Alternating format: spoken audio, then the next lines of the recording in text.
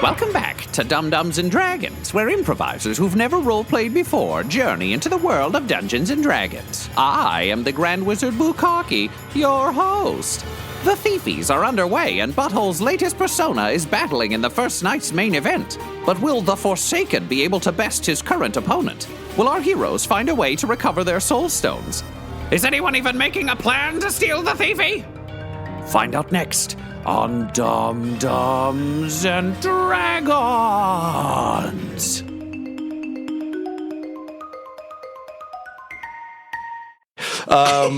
So by this point, Quiddy, I think you've just walked in right as Let the Bodies Hit the Floor begins. You make your way in, you're going to go up into the bleachers and watch, or what's going on? Bryn, I think you're still getting Kalos and Three Leaf into kind of safer quarters, so you won't be at the fight. Great. So, top of the round, Bobbert. Great. That's just Ryan. Bobbert screaming in existential agony. Why won't she love me? He yells. He's basically so edgelordy. Just going to keep coming at this guy. So having done the chain hit, he's actually going to bring the shield back, because this has been like the fastest he's ever fought, ever. So he's bringing it back around to try to crack him across the face again with the shield, while bringing the sword up to try to stab through the breastplate. Mm-hmm. And then when the shield is down, he's basically going to try to wrap it around the guy's leg and just sever it with the chain shield if he can. Okay. Oh, that's not great. We're going to let that one play out. I think that's more interesting than anything else. Nat 1. Oh, I'm using inspiration on that one. So a nat 1 on the first strike. The next one is like a 10, so who gives a shit? And then a 19 with the shield wrap around the leg. As you kind of swing by with the shield, he pulls you and you suddenly fall off balance. And you feel a knife slip up under your helmet and into your throat. And as you're pulled in that close, he says, "Your brother says hello." And then you hit him for your damage. So take 14 points of damage. I actually savor the damage. It's like a fine wine. And in that moment, I say, "I'm brother to no man except agony." And then I wrap the chain around his leg with the chain shield and cut in and do 18 damage. All right. You don't manage to sever the leg because you missed your other two strikes. But you do hear like a sickening pop, and it feels like you may have popped the bone out of its socket. His round, he starts in your cloud of agony. You will fail. Partially because his leg is shattered. So he takes 8 damage from the spikes on my armor. Shouldn't have got so close, I say, as I headbutt him with the helmet, catching him on the spikes on the top. He's going to try and attack you as he falls. So 3 attacks, 2 will hit, 18 points of damage. But he's now on one knee because you fucked up his leg. Your turn. Now that I've been hurt, I'm using that to like fuel my blows. And I'm basically coming in and smashing down at him at like almost an inhuman speed. It's that classic end of the Darth Vader fight in Return of the Jedi where he's just blocking it. And instead of even trying to go around the shield, I'm just determined to beat it through his body. So it's just sword strike, and then I bring up the chain shield, and I've been like spinning it in the other hand during the 2, and I bring it around for like a big slam on top. Nat 20 for the first sword strike. Jeez. I am going to do another Howl of Agony where I reveal an embarrassing secret about myself, which is like, I had a sexual dream about my mother once. And then that's the second sword strike, which will be a 22. And then the spinning shield goes up and around, and it will be an 18 to hit. All 3 hit? Great. 10 damage for the first sword strike, then 5, and the shield spin does 19 damage. 34 total. So you're just slamming away on him. It's impossible to know when he actually died. Jeez. But the blows don't stop for another good 3 minutes as the crowd just sits in abject horror, and you hear someone cry from the audience like, stop it, he's already dead. Hearing that, but still not, I stand up, and for my final strike, I heave one leg up, and I stomp down and crush his skull, and I just look to the sky, and I yell, "Come for me, you cowards!" And then I fall to one knee, breathing really heavy, and then like Death Wolf and Anin can come out because the fight's over. So Anin comes in and like lifts your arm in kind of like a victory pose, and you're just like weeping, and she's just like, ah. The clerics come up and kind of look at his mashed skull, look at each other, look up at the booth, and Chaz is counting his money and just kind of shrugs and is like, So they just take the feet and just slowly drag Javert out of the arena. Oh my God. God. leaving a trail of blood and brains. And I yell while still crying, "No one revivifies someone who faces the Forsaken! The gods cannot have you back!" There you have it, folks. Riker says, standing up. The gods cannot have him back. Well, I gotta say, I have not seen a fight like that in anything but my nightmares in quite some time. I don't know about the rest of you, but I'm ready to drink till I forget that. So the bar is open. Remember, tonight is the first night. Drink Troll Smasher! You heard the man. Shilling for a drink? And we will pick things up tomorrow with the trade show. So, get that gold ready. Yep, a man just died. All right, good night, folks. Tom, I would like to burn a point of stress because I didn't say this, but I'm imagining we would have done this. Annan and I definitely would have bet a solid 80% of our entire income leading up to this fight on me winning this fight. I mean, I would have argued for 100, and I think Annan would have been like 80. 80. Like, I'm sure, but not that sure. Because I also realized as we were doing that everyone else left to do a side mission and no one bet on the fight. I'll burn stress for that too. Yep, everyone burn a stress? Yes. I'm pretty sure I had no gold left. No, after I lost everything. Yeah, you were spent out. So Annan throws your robe over your shoulders and is escorting you out, but kind of quickly, okay, that was a horrifying spectacle. We got to get you out of here. She takes you back into the room downstairs and she's like, so that was efficient? Still tears running down my face, like full edgelord. I can't decide whether to hug her or not, so I just hold one arm up in the air towards her to give her the choice. She looks at you and she's in full business mode. So she reaches into her suit jacket. She pulls out an all-black handkerchief that says, The Forsaken. She puts it in your hand. She says, Victors don't cry. And then she turns and walks out. At this point, I lunge away from the bench I'm sitting on. I'm imagining this is a locker room. It is, yeah, anything. Yep. And I'm just going full Kylo Ren on that bank of computers where I'm just punching the shit out of all of these lockers. Just full body, swinging around, just beating the shit out of everything in this room until I'm exhausted. And then I just turn around and I'm like, sometimes life's not worth living. I say to Goblin Jr. Yeah. And he's like, Snarf. And then I hug him and I take he a hugs minute. back. He licks the tears off your cheeks. Ah, man, I like this wolf. All right, let's go win a stupid trophy. And he and I go off to the stupid land with a stupid goal. So the rest of you, you're in the arena still. Bryn, you're up in the apartment. Yes. Alan Riker says, well, Alan, I'll put you in touch with our conjurers tomorrow. This evening, enjoy the spectacle. Be careful around that friend of yours. He's a monster. I don't really quite know how to respond because an hour ago I would have said, no, he's not. And he might be. So, okay. Good advice, Dad. Riker warmly greets the Plantier siblings and says, show me some of your destructive magic while we drink ourselves blind. Come on. They head out. Reginald seems to kind of consider the fight for a moment in silence, and then he turns and leaves as well. Chaz is over the moon. He's made so much money. But he's already kind of instructing people how to smooth things over with the Fighters Guild because a friendly competition turned into a slaughter. Friendly competition. Stomps ahead. No God can bring him back. They're like, free drinks. And how about you, Quinny? What are you doing? I'm cashing in my winnings. What Great. are the odds there? What's the multiplier on? All of you did spectacularly well off the fight. You've each earned 1,000 gold from your betting. Thanks to the surprise investment from Quinny on my behalf. Bobbert, I'm going to give you an extra 500 based on your T-shirt investment. Nice. So you all reconvene back in the hotel room. It's pretty late. Bryn has brought Kalos up. He's kind of surprised to see Quinny, but understands that he owes Bryn pretty big. Mm-hmm. And to your shock, Three Leaf is in one of the beds, barely breathing, and has been just beaten to a bloody pulp. Not my bed, though. Yes, in your bed. Can I cast Cure Wounds on Three Leaf? Yep. Ryan, can you remind me what it is? 1d8 plus spellcasting modifier is the healing. Then it's 10. He looks like he's back from the verge of death. He's still fucked up, but he's no longer death rattling. Yeah, we'll see if he's alive in the morning. Good, because he didn't deserve that. His only crime ever in any of these games has been caring too much. I imagine they catch Bryn up pretty quickly. I catch them up on the layout of the security room and the dreaming pool, which we might have to use at some point. Okay. My brother knows I'm here, and he paid the guy in the ring to kill me. So much for that secret identity. Well, at least we don't have to hear the voice anymore. But I need to keep it up for public appearances. Oh, brother. Because someone came and said hello to me today before the fight. Merle Streep. Really? And how did that go? Well, she brought me a beer. I didn't know who she was. Went as well as one could expect. Queen looks at Bryn. Have you heard from her since the fight? Well, I just came here, and I think I've terrified everyone, including myself, so no. hear an elevator ding, and Annan is standing there. She switched back into her hotel garb because she's technically still on the job. Hi, everyone. Sorry to interrupt. Champion. I have a note here for you from Miss Streep, as well as these. And it's a bouquet of flowers, arrows, and daggers with her regards. And she leaves it on the table for you.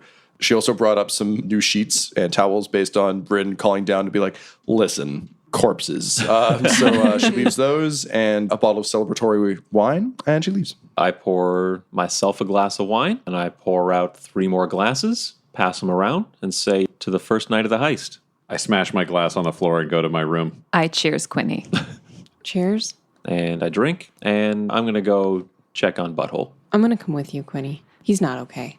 I drop my glass and then pat Larry on the head as he is cleaning up the glass because he was waiting in the wings once he heard. He says thank you, and then he goes back to like the makeshift tent he set up because he just realizes it's easier for him to not leave. Yeah. Yeah, I break my glass on the ground, too. He sweeps it up dutifully, not looking in your eyes. Yeah, I don't look at him either. Yeah, right. He's treated like a Roomba. I just throw him a gold coin without smashing anything for the trouble. He says, oh, wow, thank you. And then he feels kind of guilty because he feels like for that payment, he should clean something up. So he grabs a glass and breaks it. And then he sweeps it up. And he like winks to you and he's like, thank you. Then he skips off to the elevator. Inside, I'm reading the letter From Merle? From Merle. It is very saucy. She quite enjoyed your display and would like to get to know you better and has invited you to be her guest since she's sort of the guest of honor on an aerial lunch date tomorrow aboard her private airship. I'm feeling pretty lonely, so I'm going to agree to go on this lunch date. Great. I don't think I'll be very fun, but I'm going to go. You've just finished reading the letter when Alan and Quinny walk in. Hey, Bobbert. Hello. Sorry, I don't really know how to speak in this emotional state. That's okay. I'm just going to sit down over here, and I sit down like right beside you. I sit kind of cross-legged on the floor. I just look at Alan and I'm like, you can float if you want. Yeah, you should float. That'd be cool. I try. You go up on your toes and you kind of look around expectantly, and then you kind of very shamefully go back down off your toes. Not quite getting it yet. Hey, do you want to talk about the fight at all? No. No? Do I won. Life goes on. you want to talk about anything? No, I feel like I said what I had to say on the field when I screamed, not even your gods can give him back. So you got it all out of your system? Oh, no. That's a deathless well. I mean, you're an atheist, right? Like, imagine, because you don't really believe the gods affect things, imagine a god demonstrably affected things and then left you out to dry when all you'd done was dedicate your life to it. Mm-hmm. And all you have left is essentially nothing, no purpose, and the only thing you're good at is hurting people. I'd probably think to myself, at least I still have my friends. Yep. Didn't kill you. Didn't say you wanted to. Good. But we are a resource here for you, Bobbert, and you can lean on us if you need to. Find Moonhammer. Find Moonhammer? She's got us. They show up and stuff. Find her. I gotta have a talk. And then either we're still friends because there's something going on, or I kill her. And I am fine either way. Oh, okay. We'll try. Yeah. We'll do our best. Good. Look, I'll keep that in mind, okay? I'm just going to stay here with you till you're ready to call it a night, okay? You're gonna let Three Leaf have your bed? Sure. All right, then. I'll take you up on that offer to bunk here. Alan, you can stay here or not, but we're going to take a nap. And I just scoop Quinny up and like a little hug. Stop. I didn't and ask I for lay this. down I and don't he's want little this. spoon. And I'm careful so that like the spikes don't hurt him, even though I'm sleeping in my This is- armor. You're But not hurting basically, me, but I this just is uncomfortable. I trap him so he can't leave. And simultaneously, I fall immediately asleep and am crying. So it's like every breath Why is am I like wet? What quiet is that? whimpering and tears that are like wetting the top of his head. And he can't move. Alan, what is happening? Alan, help. Alan, just, please. I kind of Alan, I can't see you from this angle. Are you here? okay, and I just Alan. whisper. I just whisper like, Quinny, I think he needs this. Alan, please. I'm so sorry. Alan gently closes the door. And I use prestidigitation to dry Quinny, so at least he's not soaking wet from the tears. And I don't want to leave my friends alone, so I take out a bedroll and just roll it out on the floor beside them. Meanwhile, I'm outside the door hoping she'll come out and have a chat with me. Turns out it's a long night for all involved. And Quinny, you finally fall asleep looking at the tiny scrap of paper in your pocket. Mm-hmm. Everyone has a bit of a rough night. Bryn, I think you actually eventually fall asleep against the wall outside. Yeah. Oh my God. And are actually like appalled when you wake up that you let this happen. I don't do this. Yeah, this isn't you. You wake up when Goblin Jr. leaves the room, so he's the door opens and he steps out and you're there, and he's just like, snarf, snarf, snarf, snarf, and he just kisses you right on the top of the head like a parent would. And then he like gestures to your room, and then he goes back into our room and just closes the door so no one will know. Yeah, and I get back up and go into my room until the rest of the party arises. Not too long after that, everyone kind of eases awake. The second day, high noon, is the lighter day of the thiefies. This is kind of the orgy of capitalism day. The trade floor will be open all day, and it will be selling a variety of magic items. There's now a really popular Forsaken stand in there, and then kicked some other people out and like took over their booths. And so now it's like a full meet the man, meet the legend, meet the monster kind of setup. And she's informed you'll be signing things for an hour later in the day, but you're still clear to go on your lunch date with Merle. Great, I'm excited. It seems like Bobbert has the ability to just sort of forget how fucked up he is for a while, where he's just like, you see him do something horrifying and he's a complete train wreck, and then he wakes up the next day and like he doesn't really remember it. It's probably just repressed, but he's pretending that it's like the same as on the boat. Everything's fine. I'm super fun. So he's just like excited to make money. Like, you guys thought you were great thieves, but look who's raking in the dough. Would you like to leave some of your money with us in case we go to the auction? I feel like I can go to the auction too. Yeah, the auction will be happening later in the evening. So I just thought Merle had claimed a day. She claimed the afternoon, but I want to go to the auction for sure. My brother is here and apparently really rearing to go on this auction. And he tried to have me killed in the arena last night. So fuck him. And whatever he wants, I want to take it. Oh, yeah. I mean, I'm already there. Sick. Okay, good. Yeah, then I'm on board for the thieves. Everybody's got a nice goal. Alan, how are you doing on the dad front? Yeah, how was watching the fight? It's strange. Now that I've met him, I don't know what to do. I had an idea of who he would be, and he's just not that. And I look over to the bar where I'm imagining Bryn is standing, like trying to look cool, but also sort of biting her lip, but a little bit pissed off. And I'm just like, Quinny and I are friends, and Alan and I are family. And I think that's a great line to draw. So that means I think you and I are family. So how you doing, sis? How do you feel about the sis? How do you feel about our dad? I think that's a little too far for you to go. Well, that's fine. I mean, I'm a quick traveler. Well, let's go downstairs, Bobbert. I want to know about her feelings. She seems nice. She can talk to Alan, and if Alan feels it's appropriate, she will talk to us. Oh, you're like her manager. Like I have Annan for like the Forsaken. Whatever so you got to do to wrap your head around this very simple concept. All right, Alan, you should figure out what cut you're going to get of Bryn's action, and we're going to go, okay, bye. And then I pick up Quinny, and I hold him in front of me with both hands, like where he cuddled at night, and we go downstairs. And then the elevator doors close. Okay, this is weird because up until a couple days ago, I didn't even know you existed. Do you have any questions for me? I'm guessing you've been with Dad your whole life? I have. Who is your mom? She was an elf in one of the many towns that he was breezing through, and Did he love her? he doesn't talk about her. I'm just trying to get a sense of who Dad is. Well, he clearly has a type. Yeah. What about you? I mean, what have you been doing? What? This is really weird. Yeah, I've just been doing the thief life from childhood. I've just been, was being built up to be the heir until recently, and something changed, and I'm not sure what happened. That change have anything to do with me? It was about the time we started tracking you, yes? Well, if that's an issue, like, I don't need any inheritance. Well, that's great. I don't blame you. I just don't understand you. I don't know that there's much to understand. Just curious. Tell me about this magic stuff. There's always just something about me. Just seemed to make sense. And then I studied and I learned and I controlled it. Can you do anything extra? Because, I mean, we have magic users and I have no idea why he's so interested in you. I went into someone else's mind once. What? That was kind of weird. Alan, you can feel sort of a pulsing in your book bag. Yep. You understand that that's not normal? Larry shows up preemptively and is just kind of standing in the elevator holding a dustpan and a broom. Can I tell you something and just don't tell anyone? Sure. I found this book and it belonged to this really old wizard. And kind of ever since I started reading it, that's when things started to get a little out of hand. What's the name of the book? The Book of Bo Gentle. And Okay. I take it out of my bag and set it down on the table. Can I read the book? It's got a very ornate cover. It definitely looks very old. You open it up and the pages seem blank. But you can see Alan standing by and it looks like her eyes are tracking the pages as though there's stuff written there. I don't know that this is the book you think it is. What do you mean? Bo Gentle's book, I stole it, and it's in Dad's vault right now. Maybe he had 2 books.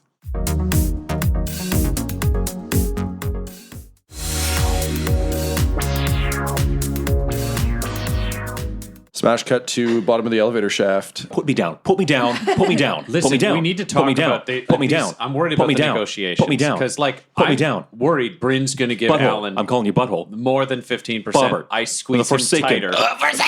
And there Put we me go. down. Put I me set down. him down. Now, listen, I heard a lot of squeaking. I'm worried you weren't listening. I'm super worried Squeaking. that Bryn is going to give Alan more than 15%, and I think that's really unfair for a management contract. You know what? I'll talk to her manager to manager. That's great. Who are you managing? Alan, right? That's what you think? No. Alan's managing Bryn. Right. Okay. Sorry. That's why they're negotiating upstairs. That's why we left. I'll do the thing you think should be done. Honestly, that's really thoughtful of you. Yeah. No problem. Thank Great. you. I'll follow up with you about this later. Oh my God. I'm going to the breakfast buffet. Ooh, let's get Brock. You show up and the dwarven bartender kind of gives you a wink and like follows you across the room to give you some mead.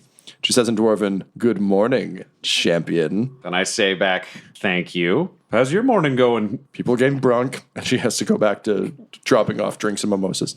I miss her already. Quinny, it's a pretty good breakfast buffet. Filling up my halfling appetite, you know?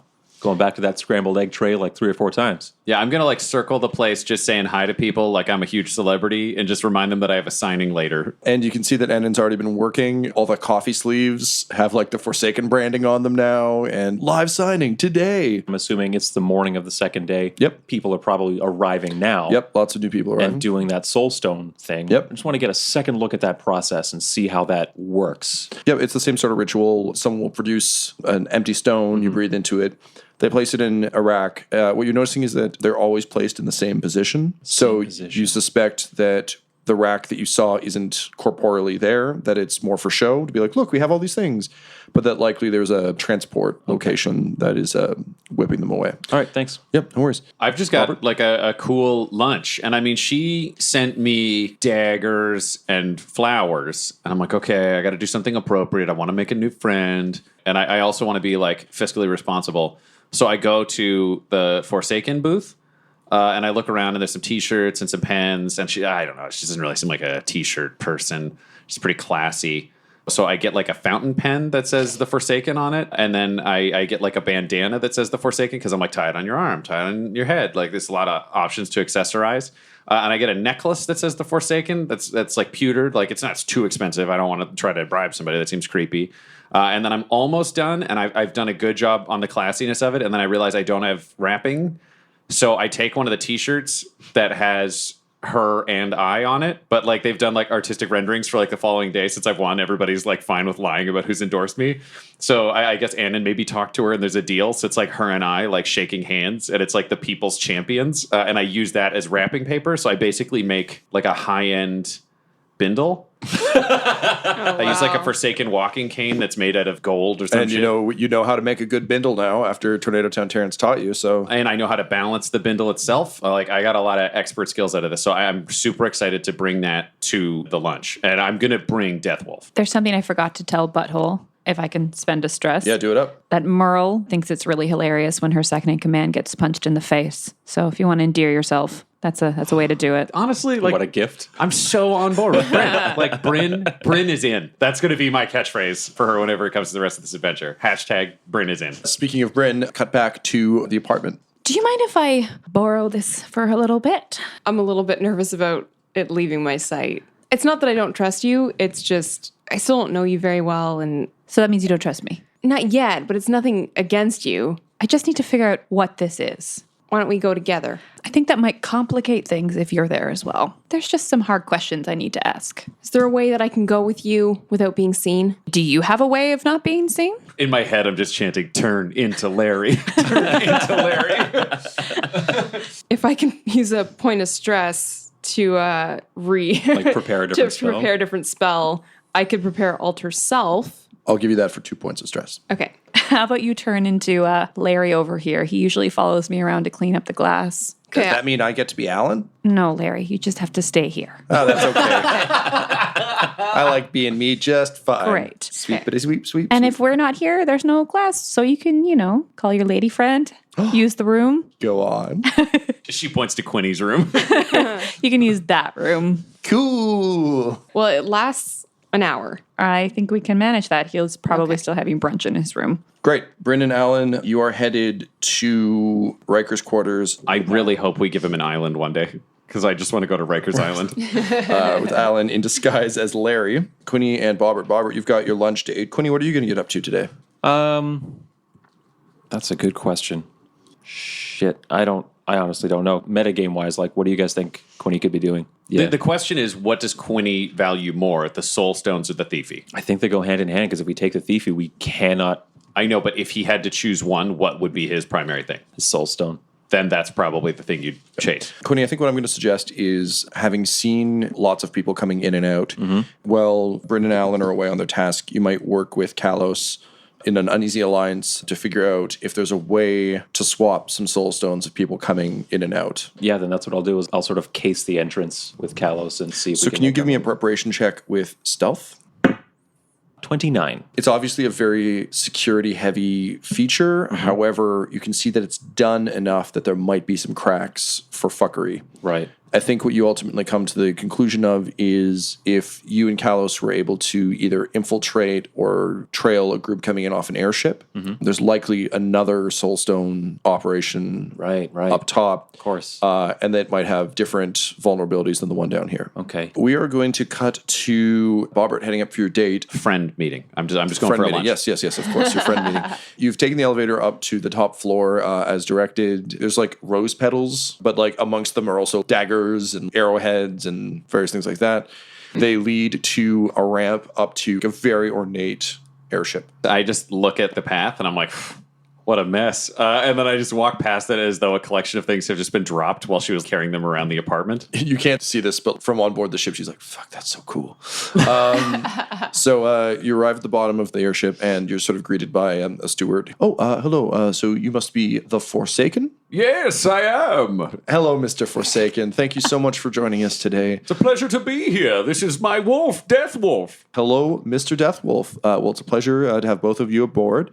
Let me just show you up, and Miss Streep is waiting. Great, I brought presents. He takes you aboard. You get the sense that he's one of the Mirage staff, so he brings you aboard, and you're greeted by Merle Streep's secretary, Emily, who informs you in kind of a slightly exhausted British way that Merle's just finishing getting ready, but she shows you down to the prow of the airship. It's a very open airship, and it's straight up out of The Bachelor. There's just beautiful tables set up. There's a couple of candles with little covers over them so that they won't get blown out by the air. Even a little dog bed for Death Wolf. I'm just well, yes, you just take a seat and she'll be along momentarily. Well, thank you. And I pull out a chair at the table and I let Goblin Jr. sit in it.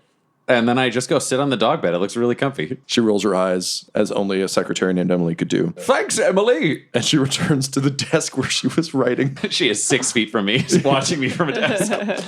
And then within moments, sort of a door opens at the cabin at the back of the airship, and Merle Streep steps out. She, this time, is no longer wearing the cloaking mask at all. She is the most beautiful orc you have ever seen. You've seen some pretty beautiful orcs in your day. Miles, what's your favorite Meryl Streep outfit? I mean, anything she wears in Dover is Prada, but what? I was going to say, fingers crossed, Mamma Mia, Mamma Mia, Mamma Mia. The overalls? No, go with your instinct. Oh. Sexy white pantsuit. So she comes out, she's wearing an amazing all-white pantsuit, and her hair looks great. It's just it's majestic, and it blows in the breeze, and she hits you with just an absolutely dazzling smile. You think she would be good in comedies, dramas, and musicals. I stand up. I say, hello, it's good to see you. I brought Death Wolf. And I point to Goblin Jr. She says, I love dogs. Thank you so much for joining me, the Forsaken. And she comes over and she kind of notices what's going on. So she snaps, and Emily immediately bolts up from her chair and desperately looks around for another dog bed, and eventually just takes off her own coat, makes it into a dog bed, and then Merle sits on that one.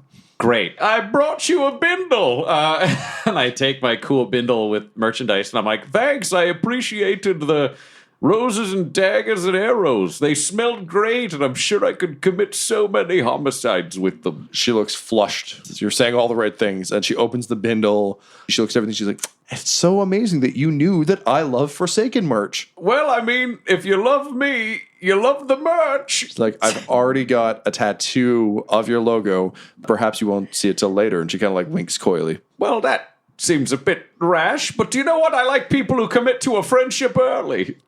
Smash cut to Bryn and Alan. You arrive in Riker's office, and he seems to be just finishing brunch. So you walk in, and he's like, oh, Bryn, if it isn't one of my favorite daughters. It's like, and Larry, we've been expecting you for hours. We broke so much glass last night. And he kind of gestures to the disheveled bedroom. I go to the bedroom and start cleaning up. As you start to, there's an elf who's like hastily dressing, who kind of like runs out giggling.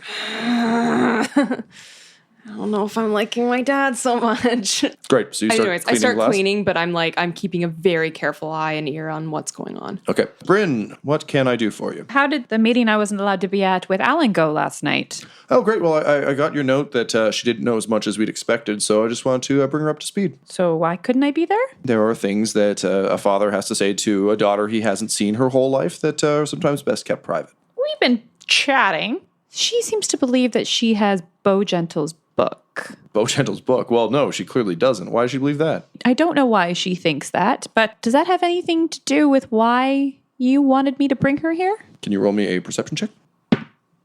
23 total. You've always had a hard time reading your dad, but he definitely seems cagey. No, of course not. Really? You're going to lie to me right now? Look, Alan is my flesh and blood. She's your flesh and blood. And, I had hoped that you'd be as excited to get a chance to know her and be a part of her life as I am. I am, but not if she's dangerous. How many people have you killed, Bryn? We're all dangerous. What have you done to her? I haven't done anything to her. Roll perception.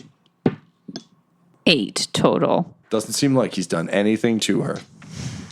Bryn, I honestly don't have time for accusations and paranoia right now. And also, shouldn't you be preparing for viewership of the Thiefies since you've failed to obtain one again this year? That's because you sent me away. Lots of people have been away and still won the Thiefie. But until you have an award in your hand, don't really need to explain myself to you. Have been no sounds of cleaning glass pretty much since you started talking. So why give me the knife then? The man you've been traveling with, formerly Butthole Farch, now I suppose the Forsaken, seems like a dangerous fellow. I don't really particularly trust these people. I don't particularly care about these people. I care about you. I care about your sister. Can you show me the book in the vault, please? He brings out almost a compass or a compact. It's kind of like Beauty and the Beast, like, show me the beast. Show me the beast. He turns it around and he shows you the forbidden library he's got. Bo Gentle's book, at least as you understand it, is on the shelf. It looks exactly the same as the one Alan has. In the silence, I realize that there is silence and I should be cleaning up the glass. And so I start just trying to get it all done in like 5 seconds. That'll be all, Bryn. I do have a Thiefies to run. Have fun, Dad. Thanks, Bryn. You too. Because that'll be all for now, Larry. We'll probably have some more for you later. And I just bow and run out. Roll me a perception check. Sure. 19. As you go, you see on his side table, there seem to be sort of a stack of letters and correspondence. It looks like it's from most of the contestants and VIPs who have arrived. And you can just kind of half see an unseen hand sigil. You can half see a Plantier sigil. Unfortunately, you're running too fast to stop and grab them. So you come back out into the hall and he says, and how's your day been, Larry? Fine, sir. Much glass to clean up. How's your lady friend? She's good. That's good. We're all good. Okay, for your trouble. And he flicks you a coin. Thank you, sir. And I bow. Get roll the me a deception fuck check? out of there. 16. Just as you reach the elevator, he says, Alan, next time, observe your targets a bit better before impersonating them. He refuses to take tips unless he's cleaned something immediately. Goodbye. The door dings and the elevator goes down. Fuck. Meanwhile, in the sky, the first course has arrived. It's a tasty-looking seafood dish. It looks very nice. Merle is eating it with come-hither eyes. I assume you're telling your life story. What are you doing? I feel like I've fucked up enough friendships that I should probably be like the cold, distant type, because I'm also like, what would the Forsaken do? So she's been like cagey and flirty, but I haven't understand that it's flirting. I just think she's bad at telling a story, so I'm like trying to help her. So I end up volunteering some of my history, but I got to be distant because I don't want her to know that I'm Bobbert Tingler. A lot of what you're getting from her story, because she does start to open up, she's telling you some of her greatest exploits. Thieves love to brag. She's particularly fond of how often she's fucked over this subpar thief she knows, who really thinks she's hot shit because her dad's connected. And Merle has no time for that. It's all talent for Merle or nothing. I agree. I dislike people who coast on their parents. Yep. Parents are murderous assholes. Sometimes. She says kind of, now that she's had a couple drinks, she kind of leans in. She's like, between you and me, I got a little bit of help on the last one. Ah, interesting. Betrayal. The finest of wines. Yes, and she holds up the bottle that says betrayal, and she's like, it is. More? And she pours some. Oh, yes, thank you. And for you, Death Wolf? And I pour him some wine out of the bottle as well. Merle snaps her fingers, and she's like, Emily, I told you to keep the wolf in wine. And Emily's like, I'm trying to do paperwork. She's like, I don't want excuses, Emily. I'm so sorry. She's new. It's all right. 5 years employed, She's an Emily. There's only so much you can expect. So as Going out guns blazing against Emily's. Well, I mean, what people don't know is that in aristocratic Neverwinter families, everyone's personal assistant is named Emily if they're female. If they're a gnome butler, they get their own name, but it's always embarrassing. But if it's a female human assistant, always named Emily. It's as much the job title. Jesus. So the date is proceeding nicely, and eventually Merle snaps her fingers, and Emily, with kind of a sigh, grabs as much paperwork as she can take and vacates, leaving you both alone on the deck with Deathwolf, of course. Ah, you've fired her. Oh no, just send her out of our way. Oh, that's good of you. So, are we going to fight something? In a manner of speaking. Oh, excellent. She sort of like crawls over to you and whispers her intentions in your ear. Whoa! Whoa! Listen, A, flattered, B, intrigued, but in the daytime, I'm the Forsaken. I must be surrounded by the dark. She's a little confused. She gets up and like blows out the candles. It's still very light outside. She turns around. She's like, eh? I was born in the dark, but I'm honestly, sorry. We merely adopted it. This is moving really fast, and I like that. Don't get me wrong, but I feel like, post-brunch doing it's always weird. So how about after the thiefies? We can make it watch. Yeah, later. Once you get I mean, I got my championship. I know you have yours, but stranger things have happened. I've learned. Sometimes betrayals can set you back, and I mean, you're Emily. What's she doing right now? She's not in this room. Oh, she's still working on the paperwork. Otherwise, she'll be off the side of the ship before we land. I bet she's working on that paperwork. Let's not follow up. Smash get to her desperately working on paperwork within clear earshot of all of this. So why don't we just enjoy this dinner, and then we can enjoy each other later? After the thiefies. Yes. In theory, this is where the date would end, and you'd leave it as like, haha, we'll see you soon, but you're on an airship. But we're still floating. Yeah. So what I'm going to try to do is like work my way around to finding out more about who may have sold out Bryn. You're finding that she's not too forthcoming about that stuff now. Like, it's one of those secrets that if it came up organically in conversation, you could grab it, but it's hard to like steer the conversation to. Well, I understand you have the secret of who assisted you last year, and I have the secret of how beautiful I am under this blurry mask. Perhaps we could trade. Seems fair to me, she says, kind of like looking at the beholder on your helmet, being like, I never liked this. This has been a weird date. Ladies first. She just leans forward and whispers into your helmet hole, Avalon Riker. Whoa! Now, interesting. Fair is fair. Let's see the mug. Oh, I don't disagree. And I slowly reach up. I take my helmet off and set it aside, and she sees like a blur of like 35 dudes' faces and has no idea what it looks like underneath. And I take the necklace up and off, and as I lift it, my face turns into my normal face underneath, and I'm still clean shaven as shit because like I am still deep in the darkness where I can't grow a beard. And I reveal it, and somehow I'm even more handsome because I'm like damaged, like leading man in like a Tim Burton movie, damaged in his early career, combined with like action movie jacked. This is the face of a man. This man, in fact. And she seems a little taken aback. She's like, Reginald? No. Uh-oh. But you look exactly like Reginald. That's because I'm Bobbert Tingler. Her jaw drops.